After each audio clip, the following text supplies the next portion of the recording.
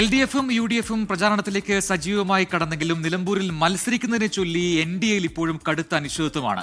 മത്സരിക്കാൻ ഇല്ലെന്ന് BDJS സംസ്ഥാന അധ്യക്ഷൻ തുഷാർ വെള്ളാപ്പള്ളി BJP നേതൃത്വത്തെ അറിയിച്ചു. 2 ദിവസത്തിനകം സ്ഥാനാർത്ഥി ഉണ്ടാകുമോ എന്ന് പറയാമെന്നാണ് രാജീവ് ചന്ദ്രശേഖരന്റെ പ്രതികരണം.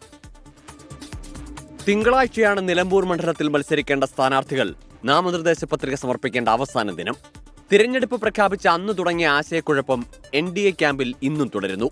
BDJSന് സീറ്റ് നൽകി മത്സരത്തിൽ നിന്ന് മാറി നിൽക്കാമെന്ന BJPയുടെ പദ്ധതി തുടക്കത്തിലെ പാളി. BDJS മലപ്പുറം ജില്ലാ പ്രസിഡന്റ് ഉൾപ്പെടെയുള്ളവരെ പരിഗണിച്ചെങ്കിലും ആരും മത്സരിക്കാൻ തയ്യാറായില്ല. അവസാനം സീറ്റ് വേണ്ടെന്ന് BDJS സംസ്ഥാന അധ്യക്ഷൻ BJP നേതൃത്വത്തെ അറിയിച്ചു. തിരഞ്ഞെടുപ്പ് അനാവശ്യമെന്ന് BJP സംസ്ഥാന അധ്യക്ഷൻ രാജീവ് ചന്ദ്രശേഖർ ഇന്നും ആവർത്തിച്ചു. അല്ല, ഞാൻ ആദ്യം പറഞ്ഞത് ഇതൊരു അനാവശ്യമായ ഒരു മത്സരമാണ്, ഒരു ഇലക്ഷൻ ആണെന്ന് ആദ്യം തന്നെ പറഞ്ഞത്. LDFും UDF അല്ലേ ഈ ഇലക്ഷന്റെ ഒരു സൃഷ്ടിക്കുന്ന അവരല്ലേ ചുമതല, അവര് ചെയ്തു. BJP സ്ഥാനാർത്ഥിയെ നിർത്താത്തത് LDFും UDFും രാഷ്ട്രീയ പ്രചാരണമാക്കുന്നുണ്ട്.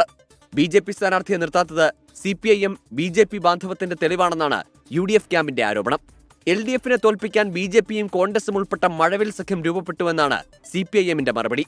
ആരോപണങ്ങൾ തുടരുമ്പോഴും നാമനിർദ്ദേശ പത്രിക നൽകുന്ന അവസാന ദിനം മാത്രമേ NDA സ്ഥാനാർത്ഥി ഉണ്ടാകുമോ എന്ന കാര്യത്തിൽ വ്യക്തത വരൂ. 24 നിലമ്പൂർ.